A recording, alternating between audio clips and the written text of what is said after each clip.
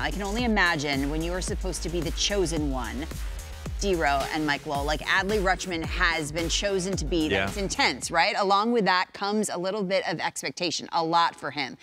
It took some adjusting, and now the swing plays, and more importantly, the presence, right, that position demands. Lauren, you're 100% right. You can go back to the draft when he was the #1 overall pick. You could have went with the college guarantee catcher in Adley Rutschman. #2 was Bobby Witt Jr., kind of that franchise-type player. Mike Elias ends up taking Adley Rutschman. What'd you say before we came out here? Yeah, he's got the it factor. He's got the it factor. Yep. He really does. And there is a big comparison I could make with the 2010 Giants with Buster Posey after I saw him in spring training, and he went down to the minor leagues, and we all knew he was one of the 25 best guys. He was one of the 25. He was one. And when he showed up and we put him in the lineup and Bruce Bochy to watch our team kind of flourish, that's what Baltimore, they were 16-24. Bring that board up real quick. Take a look at this. Best records in baseball since the start of May 21st. And to your point, I mean, that's not coincidence. And to that point, DeRo, you know, I think a young guy, like, can he command respect early? The answer is A, yes, but B, when you're a catcher, I think if you kind of take over and you get a comfort level with your whole staff, now you got 12 guys that bought in that usually, you know, I was a third baseman. I didn't hang out with the pitchers in their preparation because it was totally different. So I think he kind of is that bridge between the position players and the pitchers, and he does everything well. He really does. And the thing that blows me away watching some of these young players, I didn't feel completely mature in my game until I was in my 30s.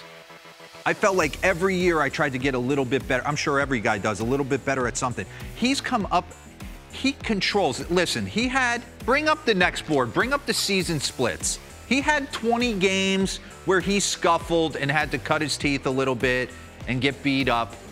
Here we go. Okay, first 20 games, he was hitting $1.76. And then all of a sudden, it's been this steady progression of him starting to dominate and control the strike zone. He does not swing at balls. No, and the other thing is, I don't think he allowed, let's go, because this doesn't wow me from what the expectations were. So you're going 44 games if you put it together, but the defense didn't suffer. Yeah. And I think when you get one of these young guys come in and you hit 4 home runs in your first 7 games, it's easy to be the cool guy and the game comes easy. When you scuffle in your first 20, now you're showing me what's inside here. You know, so I think to a certain degree, him struggling might have given him a little bit more street cred in that locker room, because he's like, hey, I'm still grinding every day. It's that, you know, we're going to look at the defensive numbers, what he does behind the plate. Yep. He runs well. He doesn't run well for a catcher. Like, he runs well.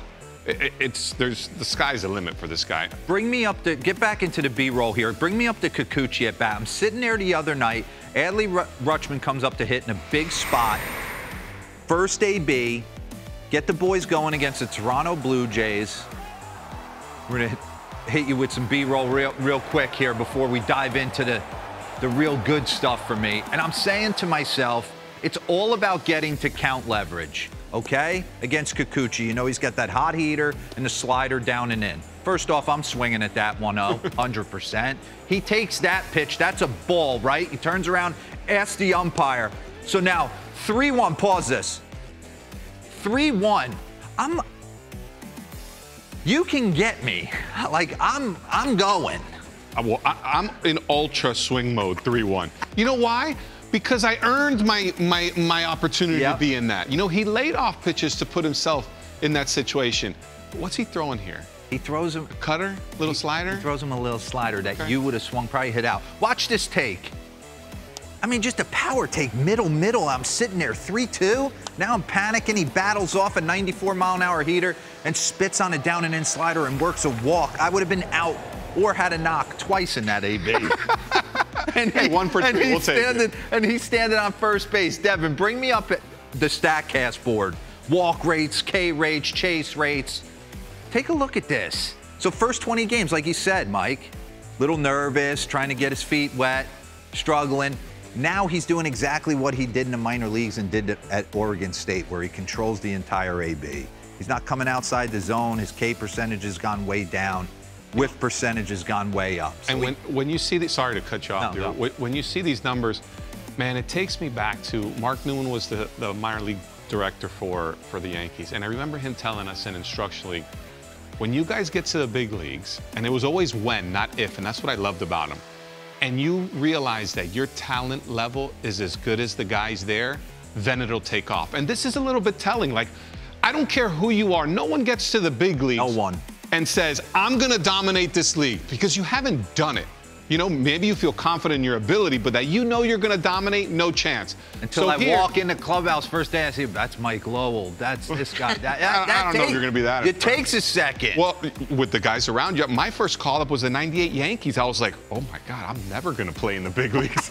You know, you just see how good they were. So these first 20 games, all right, there's pressure, there's expectations, but there's understanding, am I good enough? Guess what? It took me 3 weeks. I am good enough. Boom. Now we go to this. And now you're looking at, God, he just brings it to both sides of the table. Both sides. Get back into the B-roll. He does two things. Eric Nays, researcher to the stars, sits there. He comes up to us and goes, Adley Rutschman, we need to get on him. We need to skybox him. He's doing everything. Talk about JT Realmuto being one of the, if not the best catcher in the game. Ugh. Adley's coming right down the pike in his first year. And something else you notice, not only does he control the strike zone, but he hits elevated heaters where everyone's in today's trying to go game, now. And he hits, pause this, bring me up the elevated heater. Take a look. Highest slug on fastballs 3 feet or higher. Look at Michael Harris. Goodness, Michael Harris. That's what I was going to say. I love these What T drill does he do? I want to do that one.